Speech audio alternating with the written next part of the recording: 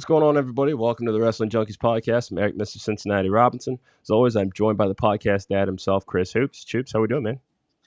It's rainy outside, but I'm not going to let you dampen my mood. How are you? Why would I dampen your mood?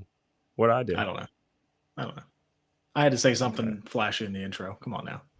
You usually just say that you're fantastic. That's what I look for. Well, sorry. I'm waiting. Waiting for what? Again, maybe I'm not fantastic. Fantastic today, Mr. Cincinnati. Maybe I'm not fantastic. It's raining outside, and I hate it. People don't know how to drive in the rain. You know that? People have no idea how to drive in the rain, and it really pisses me off. So that's a no on the Snickers? No, I don't want any stickers. Snickers. You're not you when you're hungry. You said stickers. No, I said Snickers. I said Snickers. Nope. Plug our socials. We have a guest waiting. Anyway, thank you guys so much for checking out this episode. As always, hit that QR code in the top left corner. Like, share, subscribe. Help us to run those numbers. We have 235 subscribers on YouTube right now. We greatly appreciate it. So we're on the march to 300 and 1,000 by the end of the year. So, every little bit helps. If you just know one person that would enjoy this show, share it with them and, let them check it out for themselves.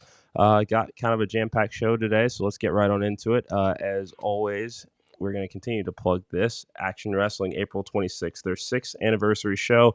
Mustafa Ali taking on our good friend Landon Hale, who will actually be joining us next week to talk about that show, as well as his time in Germany and Thailand. So got a lot to look forward to there. Two great interviews that we'll be releasing tomorrow morning. Thank you again to Shaw Mason and Vogan for joining us. Phenomenal conversations. Can't wait for you guys to check these out. I think that's everything. Oh yeah, support our merch store. Buy a t-shirt. We do have a new design that we'll be uploading. So it'll be a new shirt release on Friday. Yeah, tomorrow. So yeah. No, I got a surprise for you. Tell me that. I know. I'm telling you now. All right. Think you're gonna like it. Already. There you go. But yeah, without further ado, we do have a guest joining us before we get into our AEW discussion. This is an independent promotion based out of Las Vegas, Future Stars of Wrestling. They just had a show this past weekend at Las Vegas ToyCon, with the likes of Chris Bay and Brian Cage on the card. Without further ado, we're going to go ahead and welcome Joe in. Joe, welcome. How are you? Good. How are you? Fantastic. Thank you. At least one of us is fantastic today since he didn't say it. But, we appreciate you. I heard it. Hey, not Joe, everybody could be fantastic every day, That's right. See, Joe agreed. Joe, do you like the rain? I don't mind it that much being in Vegas. It doesn't rain that often. I'm from New York, so I didn't really care for the rain. But, when you get it, sometimes it's nice, especially in the summer when it's 120 out here. Ooh, I couldn't imagine. Good on you. Good on you. I couldn't do that. AC is blaring, let me tell you. The AC is blaring. It's a must-have. That makes two of us, yeah. But, Joe, thank you again for joining us. As we stated off rip, you run Future Stars of Wrestling out in Las Vegas. For those that are not familiar with this promotion of the Vegas wrestling scene, just take us back to the origins of this promotion. Well, we got started in 2009. I started off doing actually a wrestling radio show. And there was a local guy in town, and it was the shits. And it was like, I think I could do better than this guy's doing. This is horrible.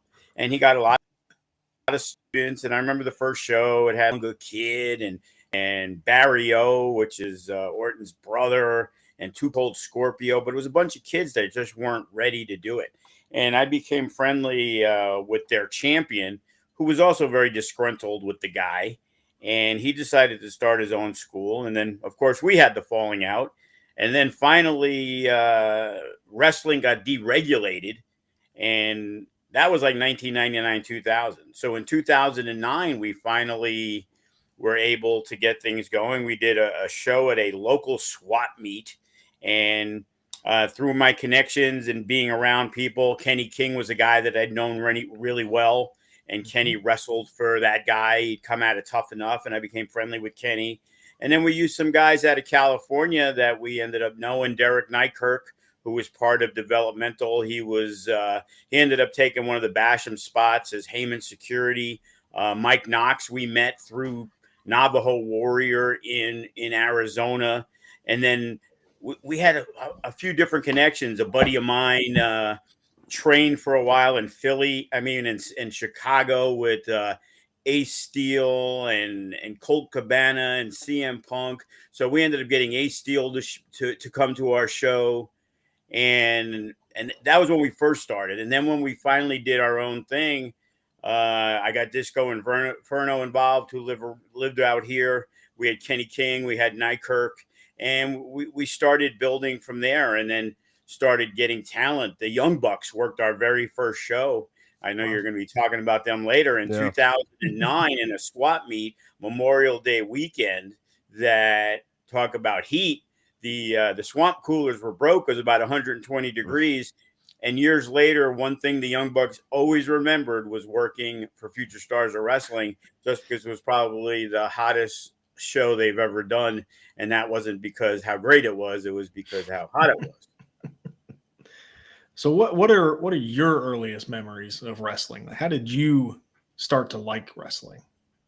When I was younger, I grew up in New York, and I used to watch it on WOR. It used to be midnights every Saturday night, and you look forward to it. Bruno Sammartino was the guy. I'm 58, so we're talking in the mid-'70s. I used to go to Nassau Coliseum and remember the early days of Kevin Sullivan wrestling, the Big Cat Ernie Ladd. And my great-grandmother, my abuela, she was a huge wrestling fan. And I used to stay at her house. Like, my parents would let me stay there once every month or so.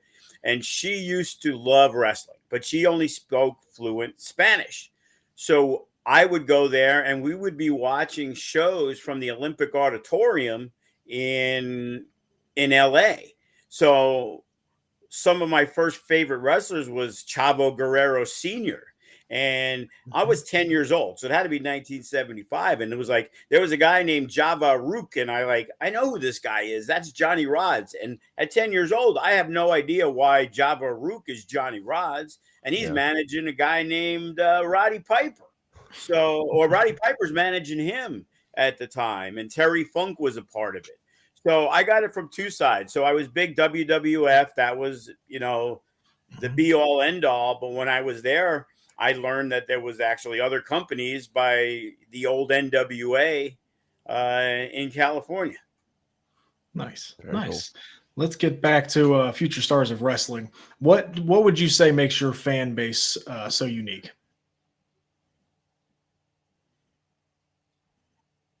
Okay. I think he froze a little bit there. Nope. Oh, Joe, can you hear us? So I think we lost you there for a second. Hold on, I'll let him bring it back in. Let's see how that works. You still there? I can. Joe, can you hear us? Hear you. It's a connection loss. So when I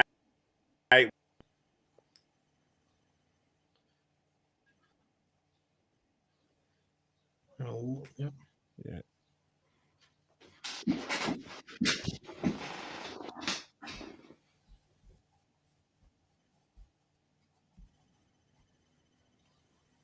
Yeah, let me try this again here. Hold on one second. All right, I think that's better. I think we're good now. Can you hear us? I'm hearing you pretty well. Okay. All right, there we go. I think we got you back now. Yeah. All right. So what I asked was, what makes your fan base so unique? What would you say sets your fan base apart from other fan bases? Well, when we first started, me being a wrestling fan myself, I understood that, what is it going to take for people to want to continue to do what we do? And I first came up with the name Future Stars of Wrestling. And I kind of scoured the internet. There wasn't really a lot going on in Vegas at that time. That other school had already closed down. They only wrestled a lot in NorCal. But it was basically dealing from scratch because we didn't have a school yet either. And I would go online, and that's where I saw guys like the Young Bucks and a guy named Brandon Gatson, who's still wrestling today, who's awesome. And we used the Cutler brothers. And like I said, through the Arizona connections, we were using Derek Nykirk, and he trained some guys. So with Navajo Warrior and GQ Gallo, who's now one of the main security guys for AEW. And we were a company called Future Stars of Wrestling, and people didn't really know why we were Future Stars of Wrestling. But very quickly, in 2009, when we started, all of a sudden, I'm bringing in Brian Cage to wrestle Brandon Gatson. I'm getting an email that I was telling people about the other day from Sean Ricker, who becomes LA Knight. And it's like, hey, I work for Championship Wrestling for Hollywood. At that point in 2009, he was in a tag team with Brian Cage. And they were managed by Paul Bearer, who was Percy Pringle out in Hollywood. And I'm bringing these guys in for like $50. I'm like, hey, the budget's kind of low. Brian Taylor, who ended up going to AEW, and we're building this thing. And then the Reno Scum became, major stars in our company. And we became the only company really that was running shows in a casino. If somebody was running a show, it was a one-off that you didn't really know about. And we were really into the community. And I was the guy hanging up flyers on telephone poles. And I went out there because I remember seeing at the Thomas and Mack, somebody grabbed my flyers that wanted to work and threw them in the garbage. And I'm like, well, if my company is going to succeed or fail, it's going to fail because of me, not because I expected somebody else to do things. Sure. And my goal was always to find the best, new, hungry, up-and-coming talent. And Vegas was a new market for them, so they could sell shirts. And they were willing to come out for $50, $75, $100. I remember the Young Bucks worked for $75 when they first came out, but a lot of these guys, hey, they were getting a free room to come to Vegas, and it was something new. And even that little dinky swap meet show that had 140 degrees, we had like 230 people there without any footage, without anything other than, hey, live wrestling show. And it just hadn't been done, and WWE maybe was coming in once a year. So our fans became, like our partners. Like, we knew what they liked. They told us, and they were regulars, and you'd always see them in the lines. And I was very hands-on, whether it was MySpace is where we first started, getting to these people. And then it was the Facebook. And, people were kind of surprised. It's like, hey, you're Mike. Hey, you're Tom. And it's like, how do you know? And it's like, well, you're on my Facebook page. And I took the time, and I still to this day, 15 years in, try to know basically everybody that comes through our doors. And believe me, we've had thousands of people come through our doors. Yeah, that's awesome. That's especially in a market like Vegas where, it's basically, it's the entertainment capital, but people don't necessarily think live wrestling right away. There's theater and bands and all these other things. So it's nice that there's a scene out there, and especially like you said with WWE only coming to town every so often. But let's talk about this past weekend. You guys had a show at ToyCon here. We got the graphic. Tell us about this show, what some of the big stories are, and kind of where things are headed with this. Well, we had a big show March 31st. It was our first casino show in a while. Little did I know it was Easter Sunday. We got back to the Silverton Casino, which we did our anniversary show this past year. But that was the first time we'd done a show there in probably 4 or 5 years. It was just after the pandemic, nobody wanted to do anything. And finally, after pulling teeth, we got into a big casino. Yeah. So at No Escape, it's a lot of cage matches. We started off about 12 years ago with the concept, our very first steel cage match. And we've progressed to now there's multiple steel cage matches. So we ended up having 4 steel cage matches on this show. The women's title was up for grabs. So we crowned a new women's champ. The No Limits title, Bodie beat Gregory Sharp. Shogun retained. And then the only other title that we had also changed hands. And it's like, okay, we got 2 new champions, and we got this ToyCon, which is the week after. So we know it's a difficult process, and they're going to have Mick Foley and Sting there. So we're like, hey, this is going to be great, man. Yeah. There's going to be so many wrestling fans, newer fans. Vegas is very transient. People are in and out, man. It's hard to find everybody unless you're spending big money, billboards, whatever, because, who watches live TV anymore? Who even has live TV anymore half the time? Yeah. So we're looking forward to it. And then all of a sudden, 2 days beforehand, Mick Foley, who was going to be there one of the days we were there, he cancels. Sting's going to be there on the Sunday. So it has nothing to do with wrestling. So it becomes a difficult process. And then Brian Cage got hurt. And Brian Cage had to pull out about 3 days before the show. We ended up getting lucky. Matt Vandergrift's opponent at Windy City, Zane Jay, was in town. So they kind of had a little practice match to get ready for their big match at New Japan Strong this week.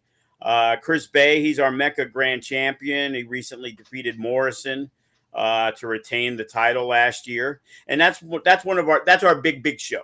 The Mecca, where we bring in the names, and it's a lot different than an FSW show. So we had him wrestle Danny Limelight. And Danny Limelight, for those who don't know, he's been in AEW. He's worked Kenny Omega. He's the United Wrestling Champion. He is a superstar.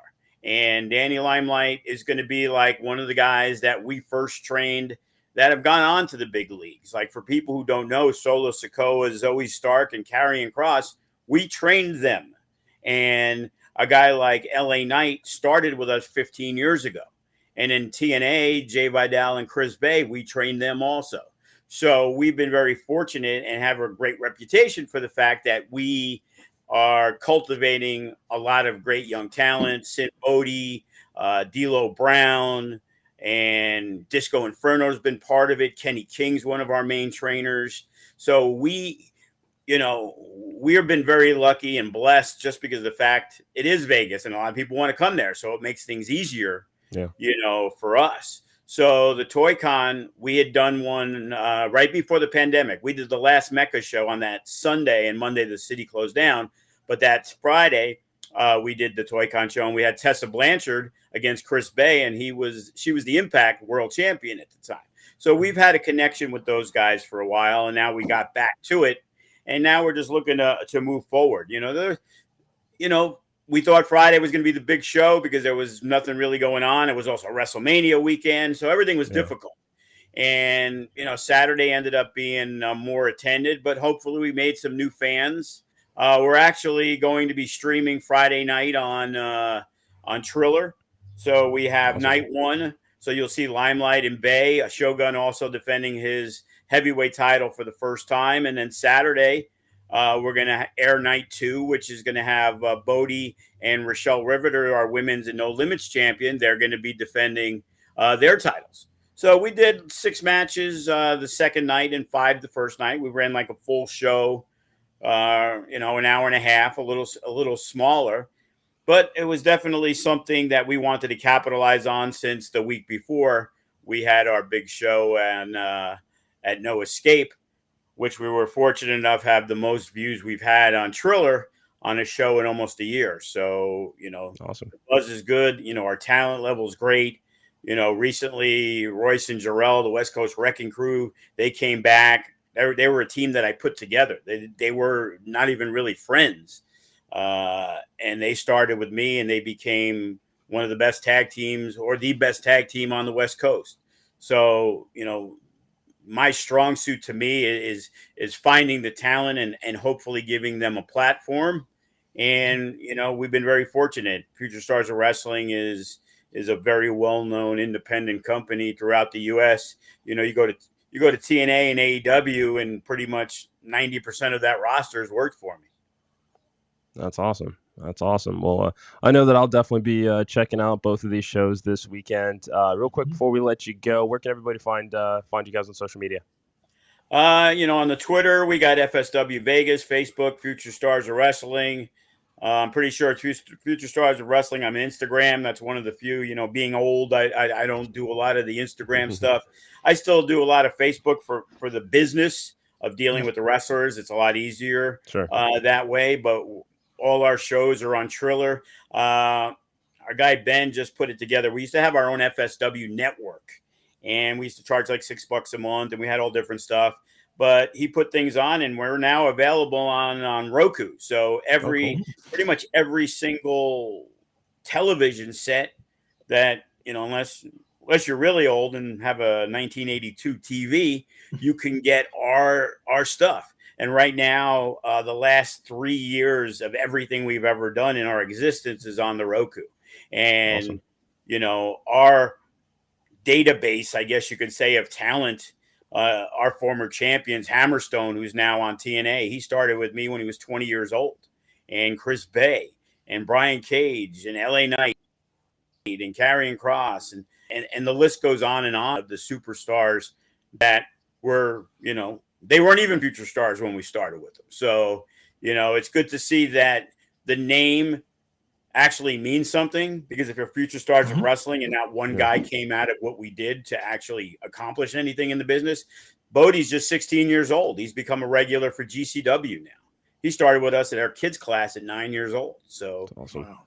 So I think we're doing something right. We work hard, and that's the most important thing. As I tell the guys, don't let anybody outwork you. Well said. Well said. And yeah, no, we're definitely excited to check out these shows from this past weekend. Joe, thank you so much for joining us. I hope to have you back on in the future soon. Absolutely. Have a good one, guys. You as well. Thanks, Thank Joe. you very much. Take care. Bye. Great guy. Great guy. Great yeah. guy. Yeah. Check that out. Yeah. Thanks. Yeah, absolutely. Thanks again to Joe for joining us. And yeah, make sure to support Trillers. I mean, I'm a sucker for it just because it's $50 a year. I mean, it's you get a lot of good stuff with it. Yeah. It's a good source. If you really want to watch some independent wrestling, Triller's a good spot. Yeah, for sure. But are you ready? I mean, we have to talk about this eventually. We talking about DX? Are you ready? Not quite. I mean, it's all the internet wants to talk about today. So I mean, let's get right on into it. I know. I saw Dustin Rhodes and Samoa Joe. Yeah. Okay. All right. Fine. Let's talk about it. Go ahead. Set the table. Yeah. So Dynamite's in the books as promised. Tony Khan aired footage of the incident involving CM Punk and Jack Perry. The Young Bucks aired. Sorry. You're right. That's my fault. The Young Bucks aired this. And because the video that they wanted everybody to see is now being struck down copyright-wise, we're just doing this screen grab here. We're live, pal. So, oh well. We're gonna get taken down. Oh no. One episode, whatever. Whoa. But I'm gonna start off. I'm gonna start you with this one. What did you think watching this? I don't know what the point was at the end of the day. That's kind of where I'm at. I don't know. Like, this didn't really do much for like the FTR Young Bucks feud. I don't know what this did for that. I don't know. Like, what's the payoff? What's the payoff for this?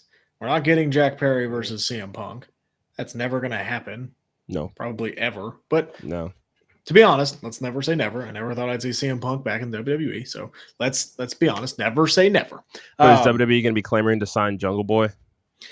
I don't know. We never know. We never know. This is the wrestling business. We never know, dude. That's what I will say. I think this kind of easily foreshadows that Jack Perry will probably join the Elite for whatever. Do you not see that? I think that was easily what's going to happen. Like, he's going to show up at Dynasty and help them win. Okay. I guess, but I don't, for me, like, they did it for a week to pop a number. And I said it pre-show, like, so what about next week? Yeah. Like, what does this do for next week? We did this up, and that's all well and good. Yeah. And that's fine. But like, what, I don't understand what you're getting out of this. Yeah. Everybody, it feels like WCW 2000. Okay. It's not that bad. Let's not get crazy. No, it's not. But I don't, for me, Punk didn't lie. Like, the video proved that. He didn't lie. We didn't get any audio, so I don't know what was said between the two. But Punk gave a pretty accurate description. So if you're trying to make Punk look bad, I mean, I don't think it made him look any worse than he already did. And if anything, it's kind of like, why the hell did you suspend Jack Perry? So yeah, I'm gonna let you have the floor, because I don't get why they did it. Yeah, this did absolutely nothing for this company.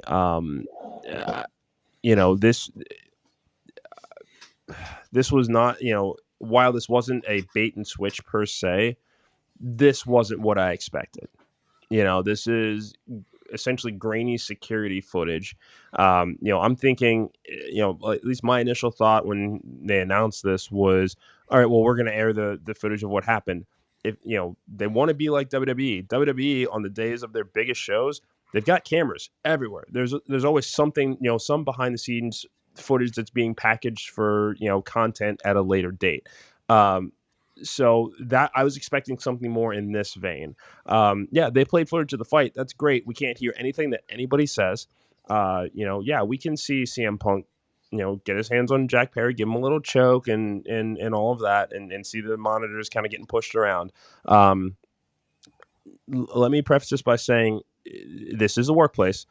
This is not how it should have been handled. Okay, you can't just go assaulting your coworkers. That's in any business, wrestling or otherwise, and that's kind of the gray area that a lot of people are thinking, is because fights happen in locker rooms, that it just does, but this, again, without any of the audio to know what was actually being said. We've heard Punk's version of what's being said. It doesn't matter.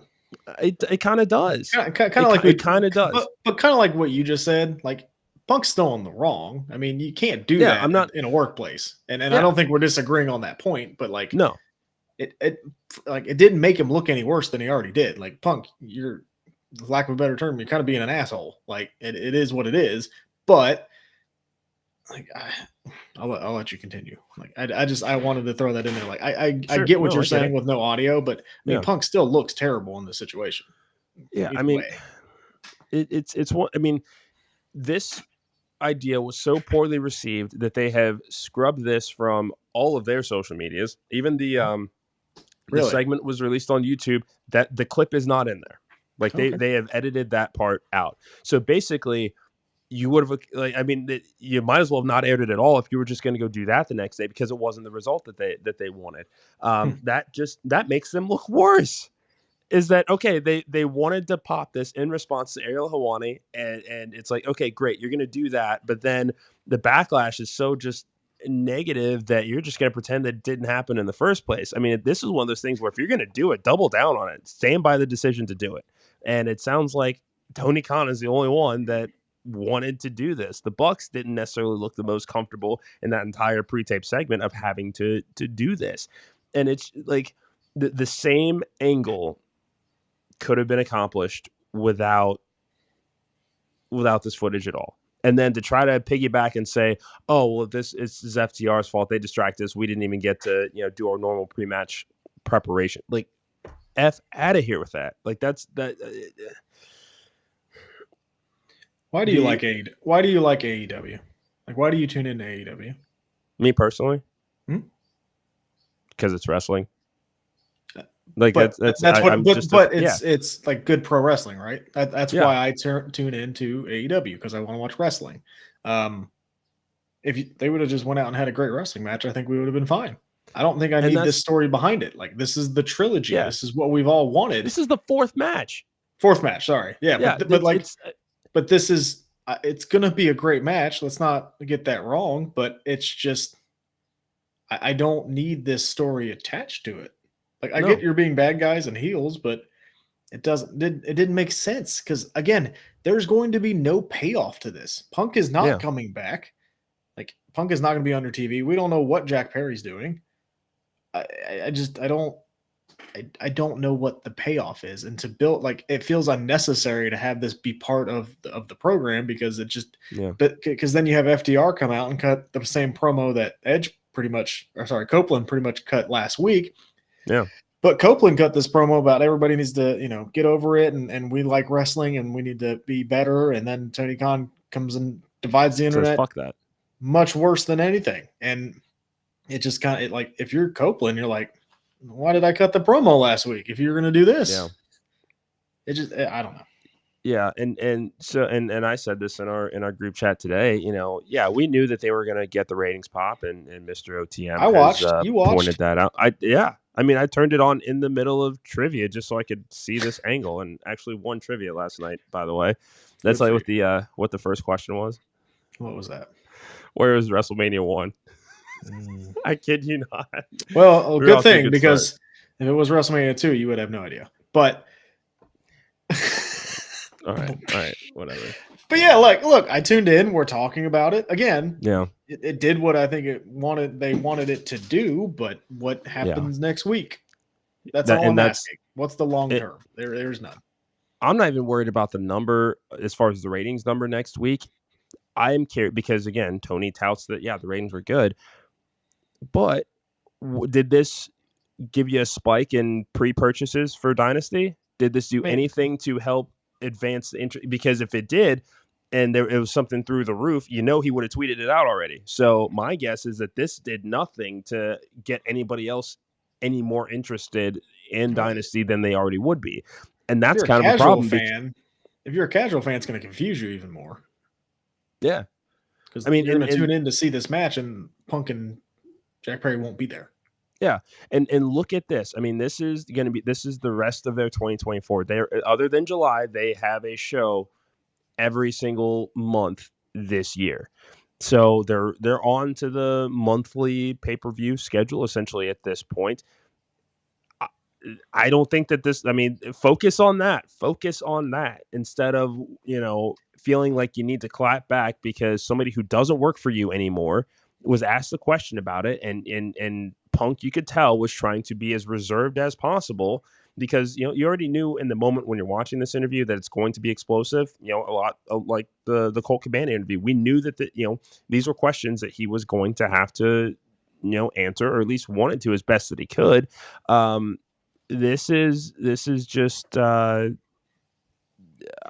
don't know. This was just a really bad idea. This was a really bad idea. And, I hope that whatever gratification or satisfaction that Tony Khan wanted to get out of this, I hope that he did so that he can move on. Yeah. That's kind of it. And then I'll put this up. Shout out to All Black. I mean, yeah, we definitely kind of dismissed Priest cashing in. I certainly did. I did. Oh. Yeah. So that's because it ruined my prediction. That's why I was angry. Yeah, that's fine. I'm always right, and then I was wrong. That's why.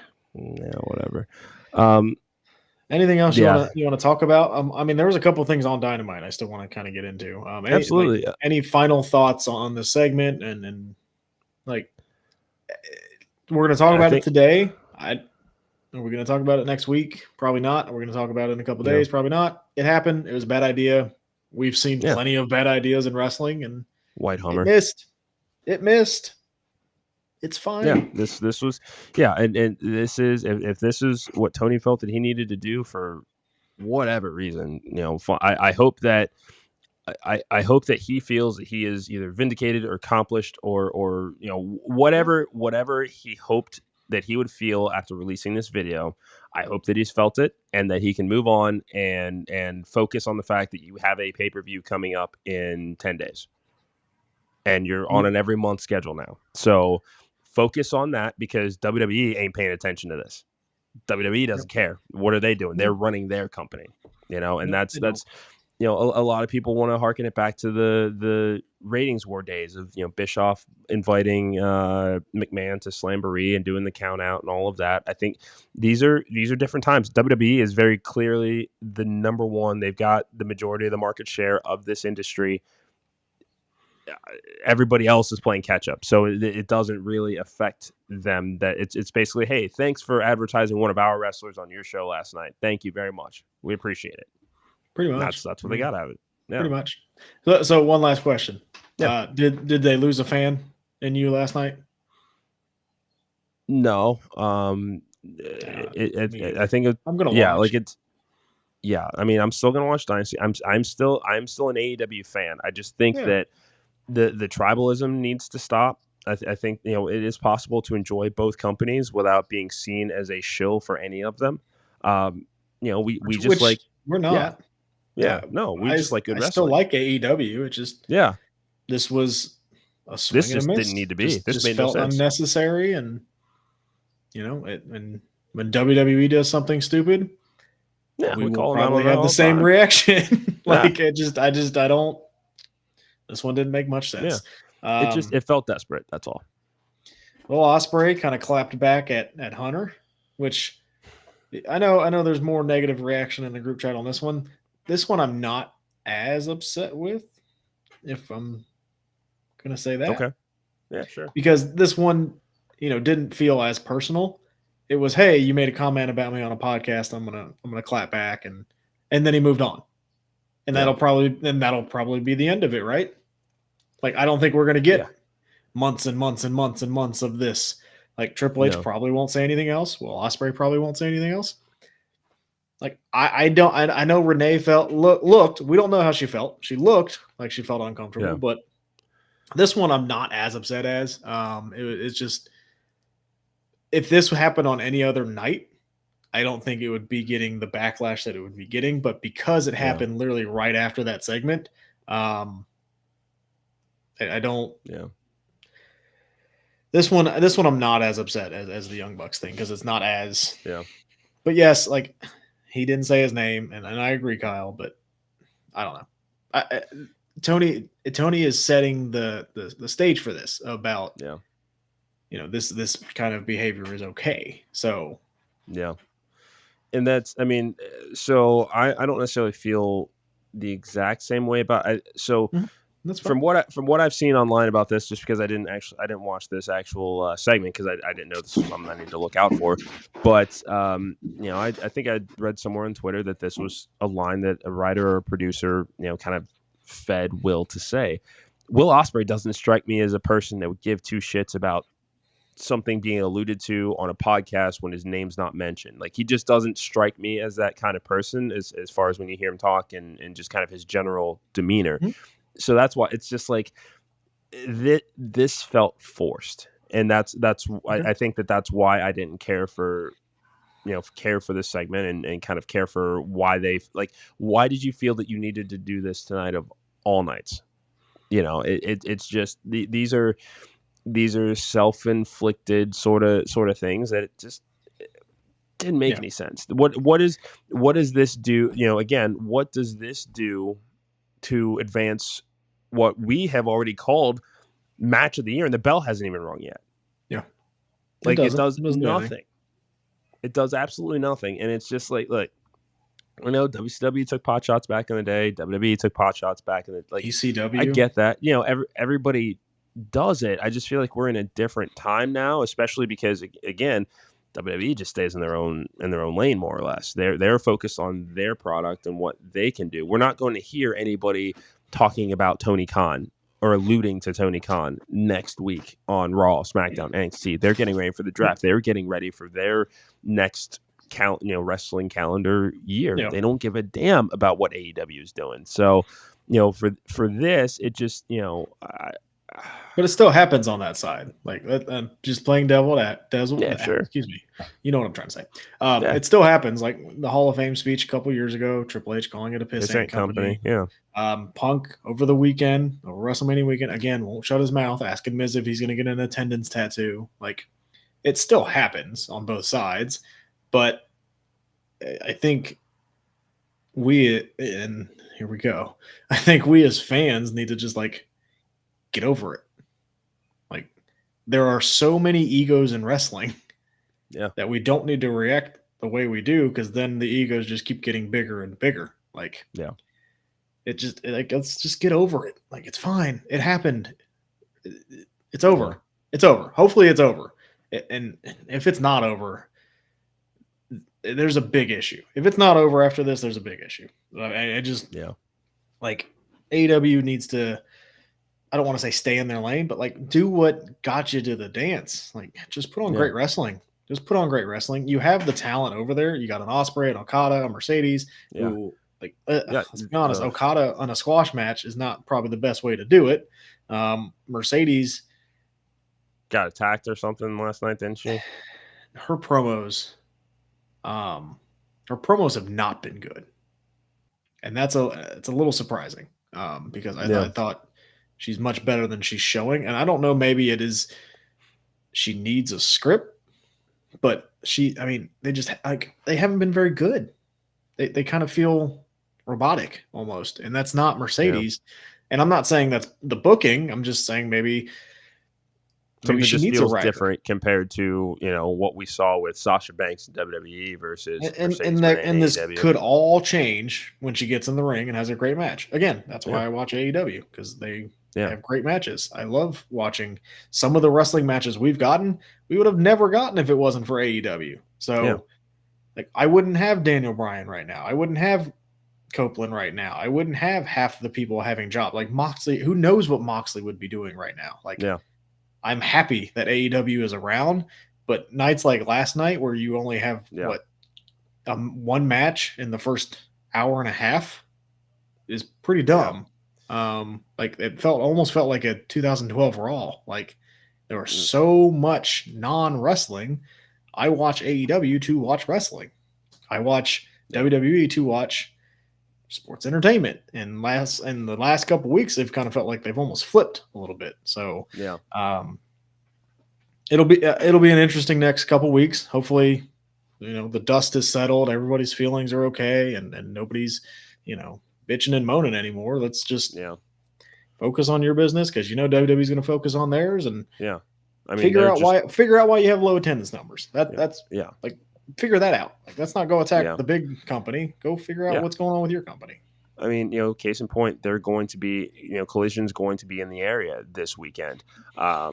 It's going to be at NKU, a university across the river for those that aren't in Cincinnati right now. It's a smaller venue than Heritage Bank, where they ran. What was that? It wasn't 2023, was it? That was last year that we went. Yeah. And that was 1,300 people inside that arena. That can it wasn't a lot. Seat 15 to 16,000. I think it was the lowest Dynamite up to that point ever attended. Yeah, and that's that's unfortunate. It's I don't know. It's I think they just got to stay in their own lane a little bit, focus a little bit more on their product and what they're doing, and continue to make it enjoyable. I mean, if we can't unring the bell. They made they made the decision that they were going to make, and just they doubled down on it. It is what it is. If this isn't their most successful pay-per-view of the year, then what was any of it for? It's not going to be. Like, this isn't going to be the most successful. Like, to borrow from easy, controversy creates cat. But I mean, I'm just saying, up until this point of the shows that they've had so far, this has, that would be that's the only way that I could justify any decision to do what they did last night, is if the pay-per-view buys, again, if there was a sudden spike in the interest in this show that happened between yesterday and today, and it doesn't sound like that's been the case. It's just, congratulations, I get to tweet out that, we popped a rating that, it is what it, and we're generally not guys that care about what the ratings are. We just enjoy the show. But it's like, okay, if you're going to make this calculated decision, what benefit is there other than massaging your own ego? That's all. I mean, that's all this was at the end of the day. Tony felt like he had to, save face or whatever. And I don't think he really did. I think he did. I think he, I think that's what he thinks he should have done. Or he could have addressed it last year. That's when true. It happened. That's like, this is, very true. We know the brawl out was significantly worse. There was lawsuits, NDA, like all of that stuff. There's NDAs on that one. We can't do that one. There was nothing of the sort here. There was no reason that they couldn't have, figured this out. And, Jack Perry, the scapegoat gimmick fits because of, from what we saw here, it's like, okay, he was assaulted by a coworker at work, but he's the one that was indefinitely suspended. He's the one that, from what we're hearing, hasn't had a whole lot of contact with Tony Khan in several months. Like that, last year would have been the time to do it. This is just doesn't make any sense. Work themselves into a shoot, brother. That's what happened. That's what happened. I mean, at the end of the day, that's what happened. Yeah. Real quick, it's gonna be okay. I don't want to sigh. It's gonna be okay. Wrestling's fun. It is fun. Just want to point out a couple of things on NXT since we didn't do our normal show last night. Excuse me. A lot of focus on the women's division that night. We had the NXT women's title match, a tag team match, the JCJ and Chase U segment. Jada Parker versus Brindley Reese. Tatum Paxley turning on Lyra to advance that story, setting up Lola versus Natty. Backstage segment with Ariana Grace, Sol Ruca, Lola Vice. Gigi Dolan was mentioned by name during that segment as well. So it's just nice to see. Just want to point that out. It's almost like they have a women's mid-card title coming. Yeah, right? and they kind of need to get everybody familiar with who the rest of the women in the division are. Also, I forgot about this. Ivar doing a springboard in shirt and jeans. Just I could do it. Dude ain't human. What's that? I could do it. Couldn't springboard and naked. So, No. yeah, I know. Thanks for that. No. Yeah, it kind of seems like they're trying their best to make NXT feel like a third brand rather than a developmental. Yeah. So, I'd say a third brand with a little bit of developmental mixed in there. Sure. Ivar, Natty, Final Testament showing up. Like that was really cool. Yeah. It kind of feels like the draft is going to be, hey, this is now our third brand. It's no longer you're getting the call up. You're kind of on the C show. Yeah. Yeah, and I mean that's the right move, I think, at this point. Because that's the beauty about the draft is, I mean, let's take Natty for example. Is she going to be competing for women's world or women's title anytime soon on that roster? Please no. No. Yeah, exactly. But she makes a credible challenger for Roxanne. That was a great match they had. She'd be really good as like a gatekeeper with that mid card title. Oh yeah. Like she'd be great. Like if she was the first one to win it, I wouldn't be mad. Okay. And then Final Testament also returning. It's like, the feud with Lashley and the Profits is over, but I would say moving to NXT will prevent them from getting lost in the shuffle on Raw and SmackDown. It's where they had their best work. All three of them. That was where they were the best is NXT. So go back. Look what it's done to Corbin. Why not? Yeah. Let's try to put some people down there. Let's see what happens. There's talk of him being called up to continue the Wolf Dog story because it got hot down there. What's this? Huh? Speak out. I want Braun in singles, please. Thank you. But I'm just saying, I agree with you. I'm just saying, look at the impact that an NXT run did to revitalize him. Yeah, and that's like what that's the. It could be a lot of fun for these main roster, participants to go down there and do. Like, I want to see Ivar and Obafemi. That's going to be amazing. Yeah. Hell yeah. That's going to be a really good match. Yeah, because, at this point, especially with Ivar, we don't know necessarily when Eric is coming back. It's the neck fusion surgery, so that's a lengthy recovery period as it is. But, at this point, this is a great way to use him. He's killed it. As a singles, he's killed it. Yeah. I'm very happy with that revelation. Yeah, hey, wrestling. Love it, hate it, agree with it, don't agree with it. Let's just be cool at the end of the day. Let's just be cool, and hey, there's always something going on. That's always fun. Yeah, that's gonna do it. Be nice to each other. Be nice to each other. You be nice to me. That's at the end of the day. You be nice to me, or I'm gonna show the footage from Georgia. All right. Okay. That's right. Okay. That's Whatever. Right. Next week, I will show the footage. He booked the wrong hotel. And I'll show the footage. I thought we were going to talk about that. On the grainy La Quinta fucking camera. I'll show the footage.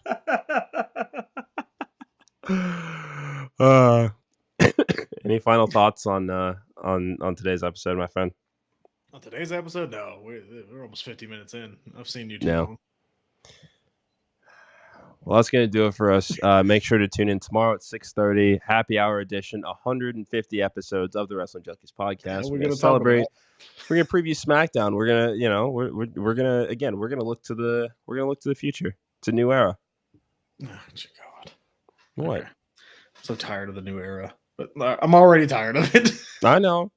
We might you might as well just lean in. They are. Trust me, they are. Yeah. Well.